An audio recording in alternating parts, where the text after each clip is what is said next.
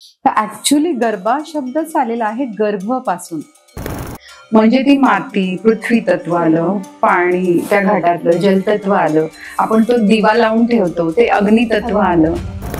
प्रत्येक देवी एक प्रत्येक तत्व किंवा एक प्रत्येक स्ट्रेंथ आपल्याला दाखवते की जर ती जागा निषिद्ध असती तर देवीनी ती माती स्वतःची मूर्ती घडवण्यासाठी वापरायला परवानगी दिली असती. विधवांना ह्याच्यातून बाहेर काढल्या जाते किंवा कुमारिकांना बाजूला ठेवलं जातं असं अजिबात नाही. राम आणि रावण दोन्हीही आपल्यातच आहेत. नमस्कार मंडळी, मी तृप्ती येवले तुमचं पुन्हा एकदा स्वागत करते द ट्रू डीप टॉक या आपल्या पॉडकास्ट चॅनलमध्ये. तर आज आपल्या सोबत आहेत अंजली मॅम, ज्या फेमिनाईन एनर्जी आणि शास्त्र, परंपरा आणि संस्कृतीच्या आधारावरती सोशल अवेअरनेसवरती खूप सुंदर काम करतात. तर आज आपण त्यांच्यासोबत नवरात्री विशेष भागावरती बोलणार आहोत. तर मंडळी, नवरात्र म्हटलं की फेमिनाईन एनर्जी ही आलीच, तर त्याविषयी तर आपण बोलणारच आहोत. पण भारतामध्ये वेगवेगळ्या भागांमध्ये वेगवेगळ्या पद्धतीने नवरात्री साजरी केली जाते. तर त्यामागची परंपरा आणि महत्व सुद्धा आपण आज त्यांच्याकडून जाणून घेणार आहोत. तर भेटूयात मग अंजली मॅम ना. नमस्कार मॅम, तुमचं खूप खूप स्वागत आहे आपल्या पॉडकास्टमध्ये. तर मॅम, नवरात्री विषयी तर आपण बोलणारच आहोत. तर एका बेसिक प्रश्नापासून सुरुवात करते की नवरात्रीचं महत्व काय आणि त्यामागची परंपरा काय आहे. सगळ्यात आधी मी तुमचे आभार मानते दोघींचे की मला या कार्यक्रमामध्ये तुम्ही बोलवलं. कारण म्हणजे हे खरंच खूप कौतुकास्पद आहे की दोन मुली खूप छान एक हे करतायत कार्यक्रम आणि त्यांना असं वाटतं की बाबा नाही का आपले सण समारंभ उत्सव यावर काहीतरी काम करावं. कारण मागे पण मी तुमचं बघितलं, गणपती उत्सवामध्ये पण तुम्ही ते केलेलं आहे. तर हे तुमचं कौतुकास्पद काम आहे. तर आधी तुमचं अभिनंदन. कारण आता खरंच गरज आहे युथनी पुढे येण्याची, आपल्या संस्कृती टिकवण्यासाठी. नवरात्र जसं की तुम्हाला माहीतच असेल, अगदी लहानपणापासून तुम्ही बघितलेलं असेल की ना आईची किती धांदल झालेली असते, गडबड सुरू असते घरामध्ये. गणपती झाल्यानंतर पितृपक्ष येतो आणि मग आईचं चालू होतं की घर आवरायचे, साफसफाई करायची आहे आणि मग नवरात्र येते. नवरात्र मग ते छोटे असल्यावर प्रश्न पडतो, नवरात्र नक्की एवढं काय आहे बाबा, नाही का? की जो सगळ्यात मोठे सण आपण म्हणतो ना की दसरा दिवाळी, त्यातला मेन आहे की बाबा दसरा. तर मग नवरात्रीचा जो दशमीचा दिवस असतो तो आपण दसरा म्हणून साजरा करतो महाराष्ट्रात, ओव्हरऑल भारतामध्ये. तर आजचा जो विषय आहे की आपल्या देशामध्ये भारतामध्ये वेगवेगळ्या प्रांतांमध्ये कशा पद्धतीने नवरात्र साजरी केले जाते. तर आपण महाराष्ट्रापासून सुरुवात करूया. नक्कीच. तसं बघायला गेलं तर महाराष्ट्रामध्ये सर्वच सण खूप मोठ्या आणि जल्लोषाने साजरे केले जातात. तर आपल्याकडे घटस्थापना केली जाते नवरात्रीमध्ये.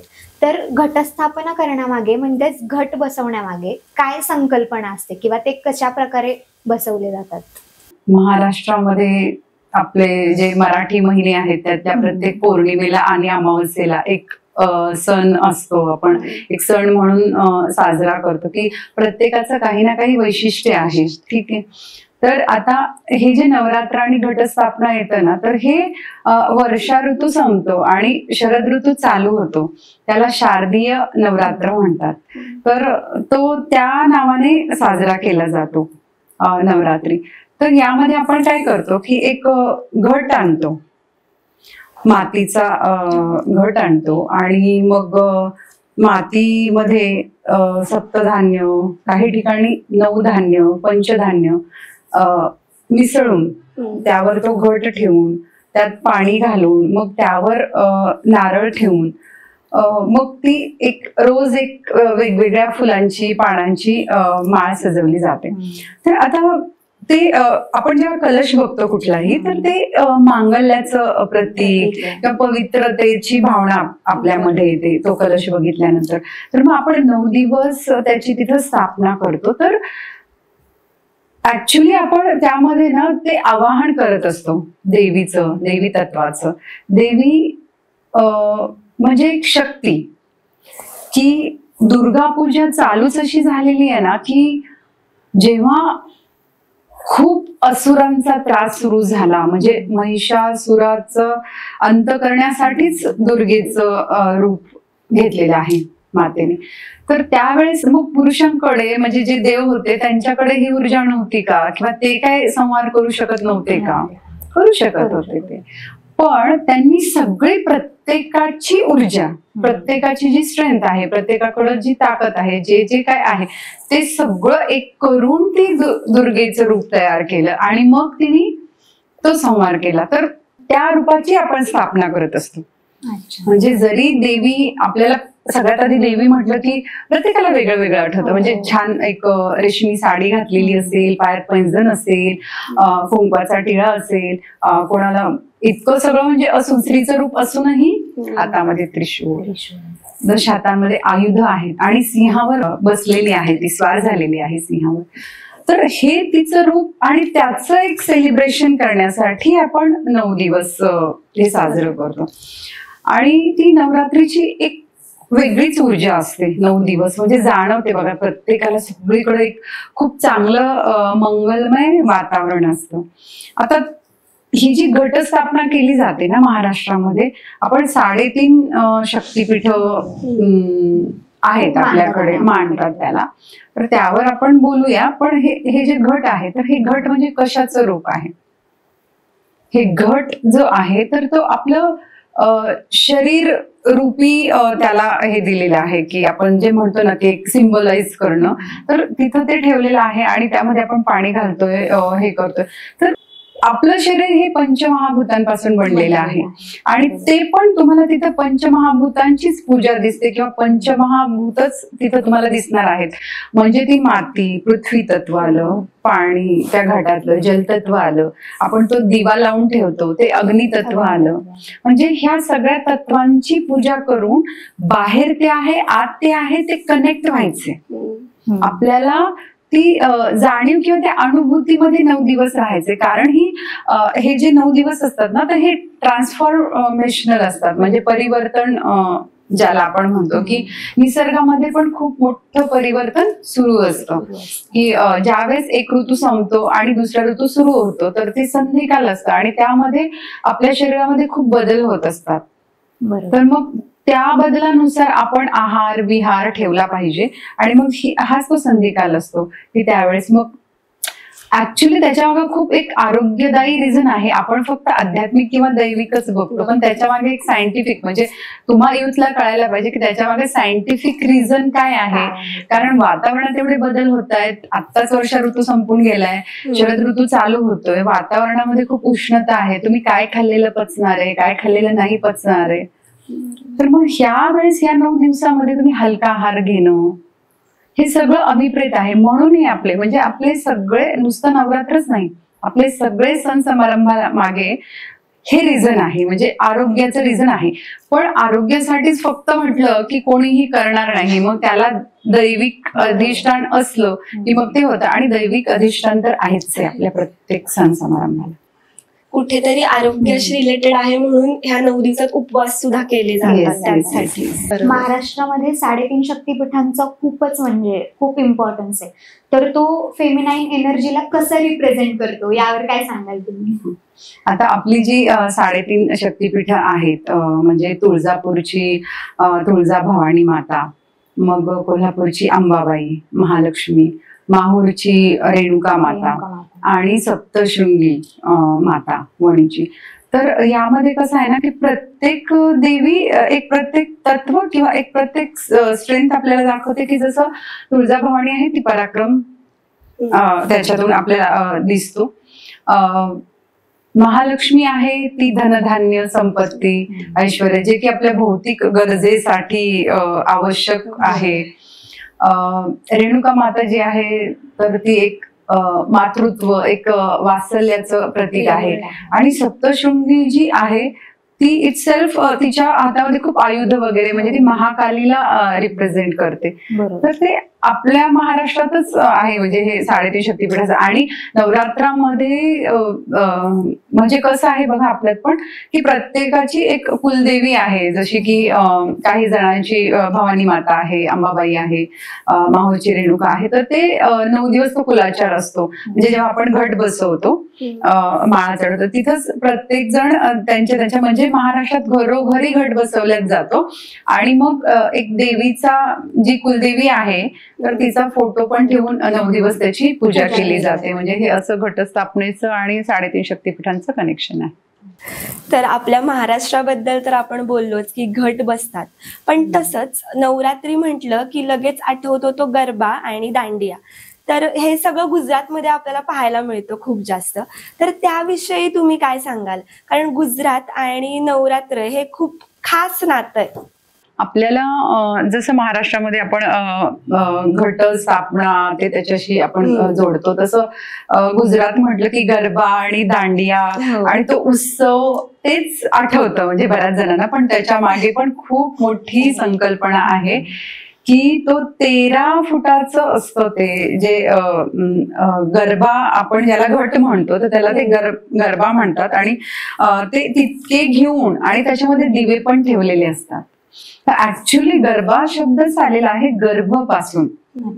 तर तो एक गर्भाला रिप्रेझेंट करतो आणि त्याच्या आतमध्ये तो जो दिवा लावलेला असतो ना तर तो म्हणजे तुमचा आत्मा आहे. तर ते त्याला सिम्बॉलाइज करतं. आणि तो गरबा पण आहे ना की इतकं उत्साही वातावरण असतं. मी स्वतः गेलेली आहे म्हणजे नवरात्रामध्ये गुजरात आणि स्पेसिफिकली रुरल एरियामध्ये, ग्रामीण भागामध्ये तिथे जर गेल्या ना तर तिथं अगदी त्या पद्धतीचाच गरबा खेळला जातो. फक्त दांडिया किंवा रास गरबा असं नाही, तर त्या पद्धतीनेच तिथे ते दिवे आणि ते घट असतात. त्याला ते डेकोरेट पण खूप सुंदर केलेलं असतं आणि ते म्हणजे डोक्यावर घेऊन मध्ये ठेवून ते सगळं करतात.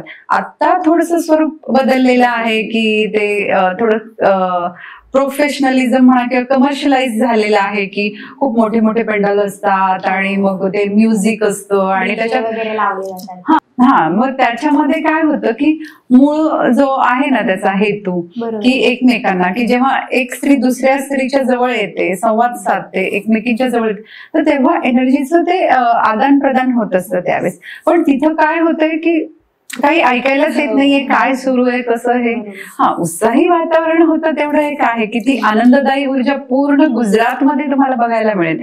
नवरात्री 9 दिवस मी म्हणत नाही कारण रात्रभर तिथं चालू असतं आणि दिवसा अगदी शांत, शाळांना पण सुट्ट्या असतात, शाळा कॉलेजेसना, आणि खूप छान वातावरण असतं. तर गुजरातमध्ये या पद्धतीने केलं जातं.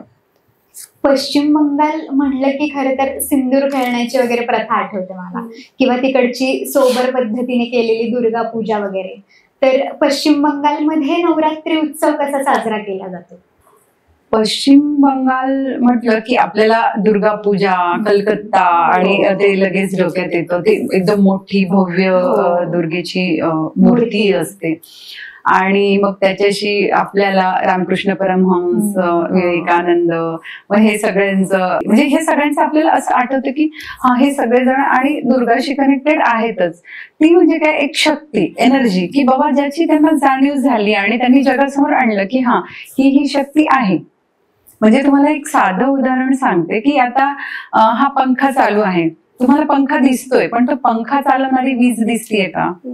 नाही दिसत. म्हणजे ती चालवणारी जी वीज आहे म्हणजे ती जी एनर्जी, चेतना जी आहे, तर ती चेतना म्हणजेच एक कोणती तरी मोठी शक्ती आहे. आणि त्या शक्तीची जाणीव ज्याला जशी झाली त्यांनी तशी, म्हणजे ज्याला दुर्गा म्हणून झाली, ज्याला काली म्हणून झाली, सरस्वती म्हणून झाली, पण एक ती शक्ती आहे आणि ती चालवती. म्हणजे आता ही वस्तू आहे तर ही अशी चालत नाही जाणार ना, ही इथून इथं जायची असेल तर मी तिला उचलेन. आपलं सगळं जे काही सुरू आहे ते पण कोणीतरी चालवतंय, एक मोठी शक्ती त्याच्या मागे आहे. आणि ती शक्ती म्हणजे दुर्गा किंवा ज्या ह्याच्यात जाणवली ते.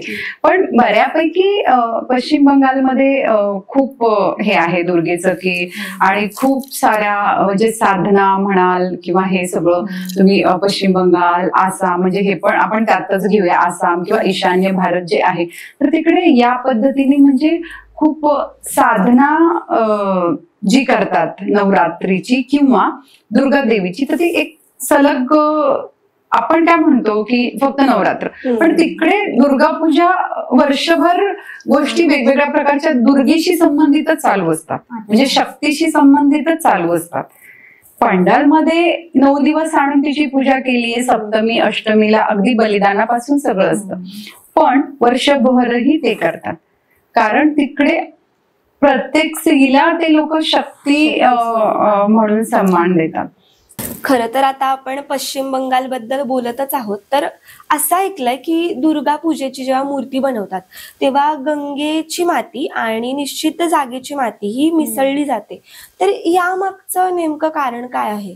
आपण बघा, आता म्हणतानाच निषिद्ध जागा म्हटलेलं आहे, पण तिथेही एक प्रकारची शक्तीच राहते ना स्त्रियांमध्ये, म्हणजे जी शक्ती तुमच्या माझ्या देवी सगळ्यांमध्ये आहे तीच शक्ती तिथं आहे.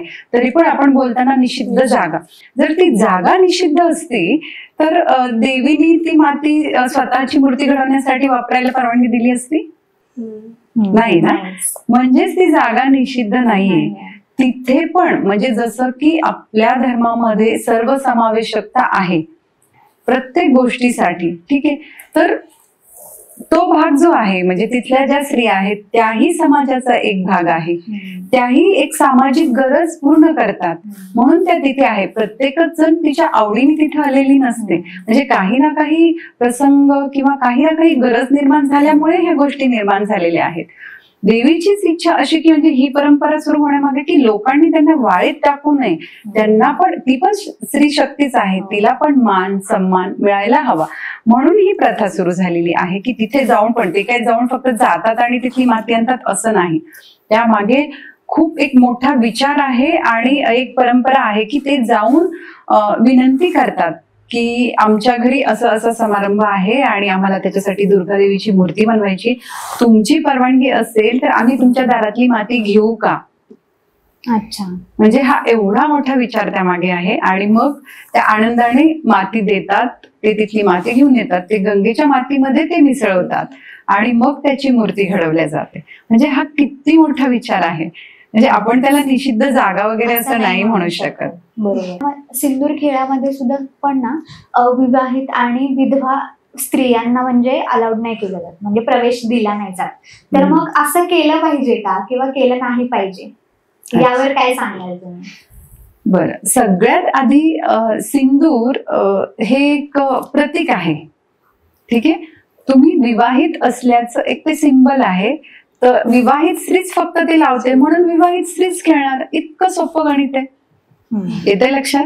म्हणजे ज्या विधवा आहेत किंवा ज्या कुमारिका आहेत त्या सिंदूर लावतच नाहीत ना, म्हणून मग त्या खेळणारच नाहीत. त्याच्या मागे की बाबा विधवांना ह्याच्यातून बाहेर काढल्या जाते किंवा कुमारिकांना बाजूला ठेवलं जातं असं अजिबात नाहीये. मुळात आपल्या देशामध्ये अशा काही गोष्टीच नाहीयेत, पण हे पसरवण्याचं काम सुरू आहे की बाबा हिंदू धर्मामध्ये मग विधवांना असं काहीच नाहीये. जर तसं असतं तर आपण एवढं मोठं ऑपरेशन सिंदूर केलंच नसतं. ते झालंच कोणासाठी? त्या विधवेसाठी झालं, जिनी नवरा गमावला, तिचं सिंदूर पुसल्या गेला आणि त्याच्यासाठी आपण ऑपरेशन सिंदूर 3 दिवस सगळा देश हे करत होता. म्हणजे हे काय, तर आपण असं नाहीच आहे. आणि आता खरंच काळ बदललाय की अविवाहित मुली सुद्धा जातात आणि खेळतात, असं काही नाहीये की बाबा त्या जात नाहीत, खेळत नाहीत. पण पहिले असं होतं की नाही लावत सिंदूर, फक्त विवाहित स्त्रिया लावतात म्हणून विवाहितच जातात आणि खेळतात, असं होतं. त्याच्यामध्ये असं काही हे नाहीये की त्यांना अलाउड नाहीये वगैरे, असं अजिबात नाही. तर आता आपण थोडंसं उत्तर भारताकडे वळूयात की तिथे रामलीला, कन्यापूजन आणि रावण दहन केलं जातं, तर याविषयी काय माहिती द्याल? रामलीला हा एक उत्सव साजरा केला जातो आणि मला तर ते खूप छान वाटतं रामलीला, की त्यामधून आहे ना नवीन पिढीला, मुलांना, म्हणजे सगळेच डे बाय डे ते कळत जातं की अरे राम काय होता, वनवास काय असतो, मूल्य पाळणं म्हणजे काय असतं, शब्द पाळणं म्हणजे काय असतं, वचन काय, हे सगळं त्या रामलीलेमधून दिसतं. किंवा हनुमानाचं रामाप्रतीचं जे काही आहे प्रेम, हे सगळं त्यामध्ये दिसतं. तर ते रामलीला म्हणजे पूर्ण नॉर्थला जर तुम्ही गेलात ना, तर ते रामलीला असतात ते पेंडल. आणि विजयादशमीला ते दशहरा, मग ते रावण दहन करतात. तर रावण दहन करतात म्हणजे की काय फक्त रावण नावाचा माणूस मारायचा किंवा रावण नावाचा माणूस मारतात असं नाही. राम आणि रावण दोन्हीही आपल्यातच आहेत. ती एक वृत्ती आहे. तर तो कॉन्सेप्ट खूप चांगला आहे की त्या वृत्तीवर तुम्ही विजय मिळवता आणि ती वृत्ती तुम्ही नष्ट करताय, ह्याच्यासाठी ते सिम्बॉलिकच आहे म्हणजे रावण दहन पण.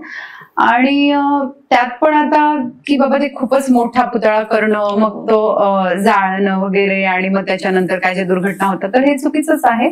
पण तुम्ही ती वृत्ती तुम्हाला जाळायची म्हणजे नष्ट करायची, तर हे 9 दिवसामध्ये तुम्ही जे रामलीला बघता त्याच्यात तुम्हाला राम जो समजत जातो, त्याच्यातून तुम्ही तुमच्यातलं राम तत्व वाढवून तुम्ही रावण तत्व नष्ट करत जाता शेवटच्या दिवशीपर्यंत, आणि ते जाळून टाकता.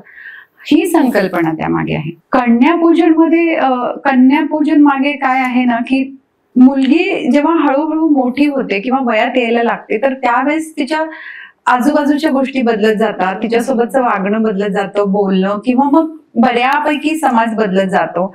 पण लहानपणीच म्हणजे जेव्हा सबकॉन्शियसली त्यांच्यामध्ये एक प्रोग्राम फीड करायचं असतं, म्हणजे आत्ताच्या जर तुम्ही सायंटिफिक किंवा सायकोलॉजीच्या भाषेमध्ये बोललं तर सबकॉन्शियसली एक प्रोग्रामिंग फीड केल्या जातं त्यांच्यामध्ये.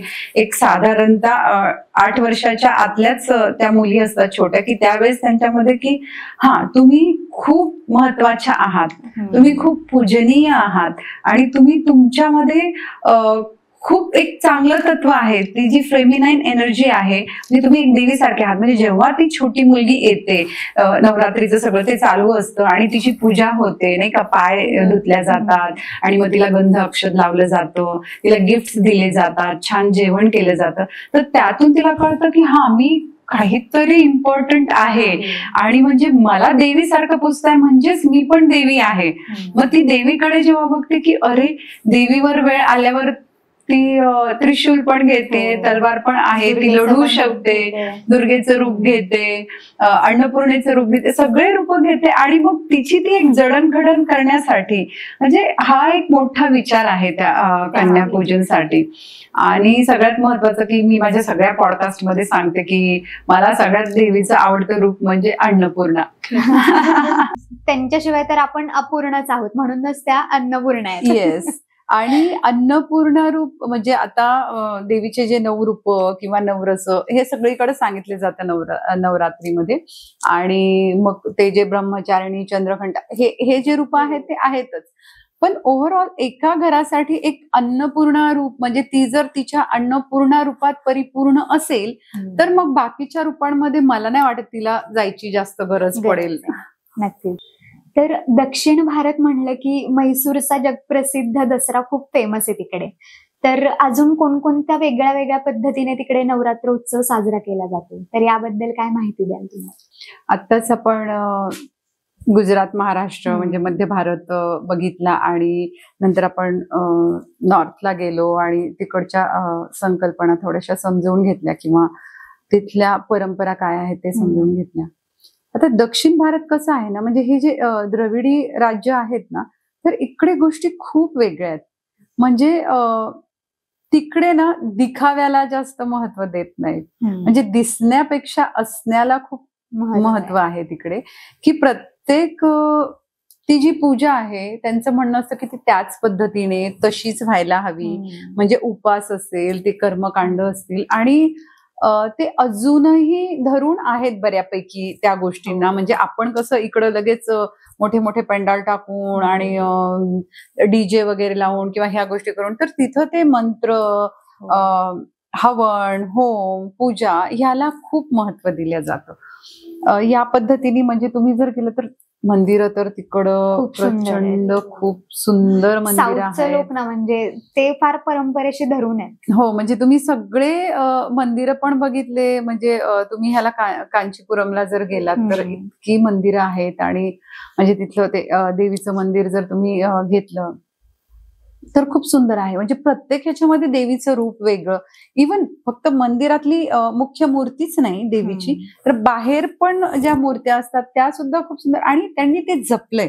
म्हणजे आजही नवरात्र असो, दसरा असो, तर ते त्या त्या पद्धतीनेच साजरा करतात. म्हणजे म्हैसूरचा दसरा जसं तू म्हटली की तिथं रोषणाई, त्याला खूप महत्व आहे. की जेव्हा एक ऊर्जा येते तर तिचं एक वलय असतं ना, सो तिचं ते रोषणाईने ते बस म्हणजे तिथं, आणि तो खूपच वेगळ्या पद्धतीने साजरा केला जातो. की म्हणजे सगळे लोक सहभागी होतात त्यामध्ये. असं नाही की फक्त राजवाड्यातच तो केला जातो आणि मग ती राजवाड्यावर रोषणाई असते, पण सगळीकडेच तो केला जातो. की प्रत्येक नागरिकामध्ये ते आहे. म्हणजे साऊथला जर गेलं ना तर प्रत्येकाला ती जाणीव आहे की माझा धर्म काय आहे, माझी संस्कृती, माझी परंपरा काय आहे.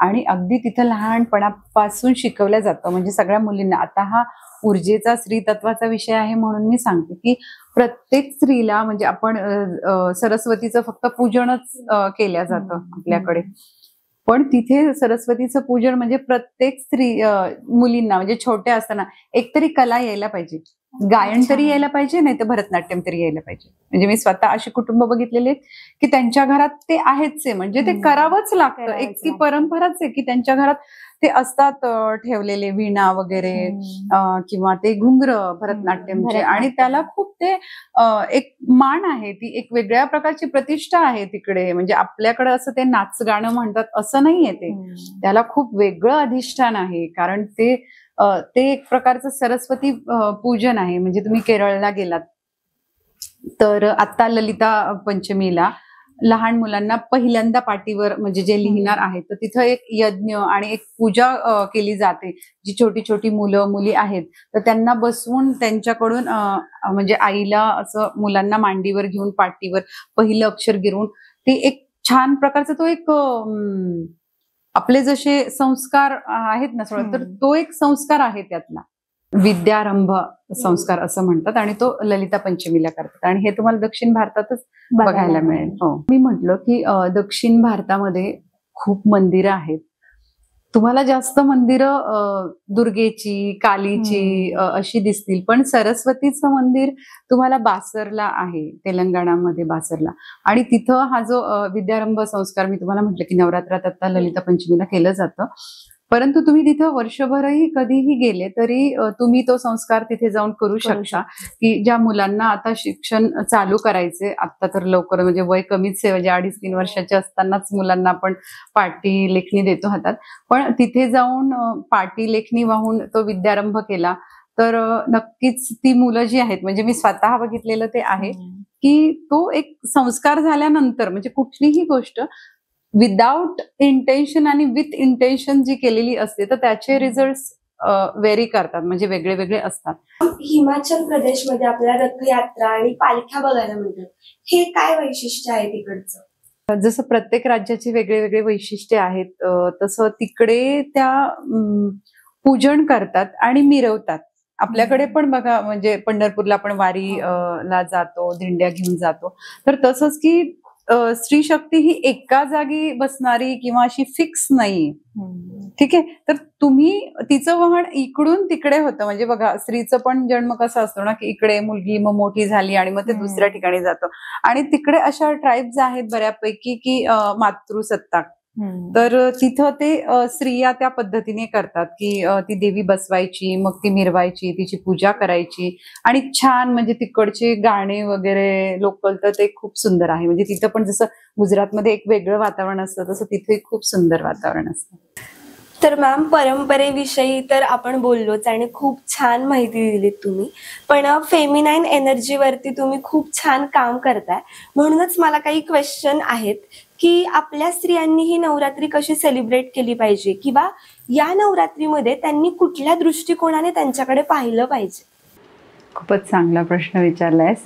कारण आपण काय करतो ना की आणि हे तुझं खरं आहे की स्त्रीला माहीतच नाहीये, म्हणजे तिच्यामध्ये काय ऊर्जा आहे, कोणती ऊर्जा आहे, आणि तिची जाणीव ती कुठपर्यंत घेऊन जाऊ शकते हे तिलाच माहिती नाहीये. नवरात्र आलं म्हणजे काय, जसं मी सुरुवातीला सांगितलं की साफसफाई करायची, घर आवरायचं, देवघर छान स्वच्छ करायचं आणि एक घट बसवायचा, उपास करायचे, तिथं एक दिवा तेवत ठेवायचा आणि 9 दिवस आरती पूजा करायची. हे म्हणजे नवरात्र नाही. नवरात्र येतच कशासाठी की तुमच्यामध्ये बदल घडवून आणण्यासाठी. आणि हे दरवर्षी येतं. म्हणजे असं नाहीये ना की बाबा आता एकदा हे झालंय आणि मग आता तुम्हाला बदलायची गरज नाही. म्हणजे मागच्या वर्षी तुमचं ट्रान्सफॉर्मेशन झालंय, सपोज आता मी काहीतरी नवीन साधना केली किंवा शिकवले किंवा काही नियम बनवले आणि मी ते फॉलो करते, मग माझ्यामध्ये चांगले बदल झाले, ठीक आहे, मग मी पुढच्या वर्षी नवरात्र करायचं नाही का? करायचं. कारण हा जो काळ गेलाय, मागचं नवरात्र तर हे नवरात्र, त्यामध्ये मी खूप काही संचय केलाय, खूप काही कर्म केलेत, खूप काही चुकीच्या गोष्टी पण झाल्यात. म्हणजे कर्माने म्हणा, वाचेने म्हणा, विचाराने सुद्धा झाले. तर ती शुद्धता त्या नवरात्रीमध्ये करायची असते. म्हणून दरवर्षी आपल्याला ते करायचं असतं. खरं तर स्त्री तत्व या शब्दाचाच अर्थ काहींना माहिती नाहीये, तर याचा अर्थ नक्की काय? एक असतं स्त्रीतत्व आणि एक असतं पुरुष तत्व, की ज्याला आपण मस्क्युलाईन एनर्जी आणि फेमिनाईन एनर्जी असं म्हणतात. आणि असं नाहीये की तू स्त्री आहे म्हणजे तुझ्यामध्ये फक्त स्त्रीतत्वच आहे किंवा स्त्री ऊर्जाच आहे, असं नाही. किंवा एखादा पुरुष आहे त्याच्यामध्ये पुरुष ऊर्जा नाही. प्रत्येकामध्ये स्त्रीतत्व आणि पुरुष तत्व असतं. जसं शिवशक्तीचं आपण एक तो फोटो बघतो की नाही, तर तसं प्रत्येकामध्ये असतं. पण तुम्ही तुमच्यातली कोणती ऍक्टिव्ह केली आहे, तुम्ही तुमच्यातली कोणती तत्व वाढवली आहेत. आत्ता काय झालंय, म्हणजे मी माझ्या प्रत्येक कार्यक्रमामध्ये तेच सांगते की रेशो बिघडवून टाकलेला आहे. मी स्त्री आहे, माझ्यामध्ये स्त्री तत्वच जास्त असायला हवं. माझं शरीर तसं आहे, मन, बुद्धी सगळं काही स्त्री, मला निसर्गाने स्त्री म्हणून जन्माला घातलंय ना, तर मग मी माझे तेच तत्व वाढवले पाहिजेत. पुरुषाला पुरुष म्हणून जन्म दिले, त्याचे तेच तत्व वाढले पाहिजेत. पण मी जर काहीतरी की मला त्याच्याशी बरोबरी करायची म्हणून मी पुरुषांसारखं शिक्षण घेते, पुरुषांसारखे कपडे घालते, माझ्यातलं पुरुष तत्व ऍक्टिव्ह करते, तर मग घर सगळं इम्बॅलन्स होणार. कारण तिथं दोन्ही तत्वांची तितकीच गरज असते. स्त्री तत्व म्हणजे स्त्री ऊर्जा. या नवरात्रीत तुम्ही स्त्रियांना काय असा संदेश द्याल त्यांच्यात बदल घडवण्यासाठी? स्त्रियांना त्या हे सगळं करतात. नवरात्र आहे म्हणजे त्या उपास करणार, जागरण करणार, गरबा दांडिया खेळायला जाणार, भजनाला जाणार किंवा जे काही ठरलेल्या गोष्टी असतात त्या करणार. काही जणी आता अवेअर झालेल्या आहेत बाबा की आपण काहीतरी मेडिटेशन करूया, काहीतरी साधना वर्ग पण करूया, हे पण करतायत. पण की बाबा मी स्त्री आहे आणि मग माझ्यातही देवी तत्व आहे. स्त्री आहे याचाच अर्थ की माझ्यातही तेच तत्व आहे, मग फक्त तिचीच पूजा का करायची? मग मी माझी पण पूजा केली पाहिजे ना. माझी पूजा करणं म्हणजे काय? Self love. बरोबर. म्हणजे माझे प्रोग्राम्स पण असतात त्याच्यावर सेल्फ लव्हवर, की सेल्फ लव्ह की स्वतःला प्रायोरिटी देणं. म्हणजे तूच जर भरलेली नाहीयेस तर तू दुसऱ्याला काय देणार आहे? म्हणजे तुला उपास धरायचा आहे, तुला एकटीला उपास आहे म्हणून तू घरात बाकी सगळ्यांसाठी भाजी पोळी स्वयंपाक सगळं छान करते आणि माझं फराळाचं मी नंतर बनवून खाईल आणि त्या ह्याच्यामध्ये खूप वेळ जातो, मग पाणी पिले जात नाही. म्हणजे सगळ्यात जास्त म्हणजे माझी जेव्हा चर्चा होतात ह्या विषयावर, जेव्हा माझा अभ्यास आणि रिसर्च सुरू होता त्यावेळेस मी बऱ्याचशा डॉक्टरांशी चर्चा केलेली आहे. त्यांनी सांगितलं की मोस्ट ऑफ लेडीज नवरात्रीनंतर विकनेस आणि युरिन इन्फेक्शन्स झालेले असतात. कारण तिकडे पूजा आणि रात्रीचं जागरण गरबा हे शरीरावर परिणाम होतो. तर देवीचं असं अजिबातच म्हणणं नाहीये की तू माझी पूजा आरती करत बस, तू आधी तुझं लक्ष दे, ॲटलिस्ट 9 दिवस तरी. कारण हा जो काळ आहे ना, हे ट्रान्सफॉर्मेशनचा काळ आहे. जसं मी सांगितलं की ऋतू बदल होतोय आणि त्यामध्ये तुम्हाला आहार विहाराचे पथ्य पाळायचे. मग ते पाळून 9 दिवसामध्ये तुम्हाला गट रिसेट करायचे, तुमचं बॉडी माइंड हे सगळं रिसेट करण्यासाठी ते 9 दिवस आणि नवरात्री आहेत. मग त्यामध्ये ना स्त्रियांना मी एक सांगेल की स्वतःसाठी काहीतरी नियम बनवा. म्हणजे छान चांगले की मी स्वतःसाठी एवढा एवढा वेळ काढेन, मी स्वतःचे छंद आवडी ज्या काही आहे ते जपेन, स्वतःच्या आवडीची भाजी करून खाईल. कुठेतरी स्त्रियांनी नवरात्रीत स्वतःला महत्व दिलं पाहिजे. कारण तुम्ही देवीला जसं पूजताय तसं स्वतःकडे पण लक्ष दिलं पाहिजे, हे कळलं पाहिजे आता. हो, म्हणजे हेच स्त्रियांना माझं हेच सांगणं असतं की तुम्ही तुमच्या आरोग्याची काळजी घ्या.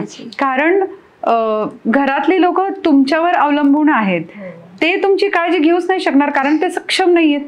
तुमच्याकडे सगळी स्ट्रेंथ दिलेली आहे, तुमच्याकडे ऊर्जा दिलेली आहे, तुम्ही तुमच्या घराची एनर्जी प्रोव्हायडर आहात. मग तुमचीच एनर्जी जर बिघडलेली असेल, म्हणजे तुम्ही जर आजारी असाल, मानसिक म्हणा शारीरिक म्हणा, तर तुम्ही कोणती एनर्जी देणार आहात घरातल्या लोकांना? सो आधी तुमच्या एनर्जीकडे बघा की मी कशाने डिस्टर्ब होते, मला कशाने चांगलं वाटतंय. आधी हे बघायला शिका की मला काय आवडतंय, काय नाही आवडत आहे, आणि मी माझ्या मनाविरुद्ध जाऊन काय गोष्टी करते, मी कुठे कॉम्प्रोमाइजेस करते. मग हे सगळं न करता तुम्ही जर सेल्फ लव्ह, आणि खरंच सांगते म्हणजे माझ्या एवढ्या वर्षाच्या प्रॅक्टिसमध्ये कोणीही घरातले असे नाही आहेत, म्हणजे नवरा म्हणा मुलं म्हणा, की तू का स्वतःच्या आवडीचं करून खाल्लंस किंवा तू का स्वतःला वेळ दिला, असं कोणीही म्हणत नाही. पण मुळात ती स्वतः परिपूर्ण झाली नाही तर ती दुसऱ्यांना काही देऊ शकत नाही. म्हणून माझा हा जो प्रवास आहे त्यात मी स्त्रियांना परिपूर्णतेकडे जायला शिकवते. थोडक्यात स्त्रियांनी स्वतःला ओळखलं पाहिजे. Thank you ma'am. आजच्या या पॉडकास्टमध्ये तुम्ही खूप छान माहिती दिली. स्त्रियांनी त्यांच्यासाठी काय केलं पाहिजे हे नव्याने आज त्यांना कळेल असं मला वाटतं, आणि थँक्यू सो मच आज इथे आल्याबद्दल.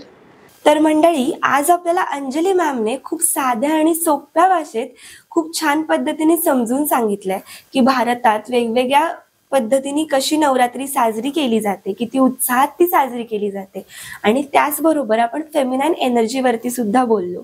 आणि त्यातून आपल्याला कळलंच असेल की स्त्रियांनी स्वतःला जपणं हे तितकंच महत्त्वाचं आहे. तर आजचा हा पॉडकास्ट आवडला असेल तर लाईक करा, सबस्क्राईब करा आणि शेअर करायला विसरू नका. धन्यवाद.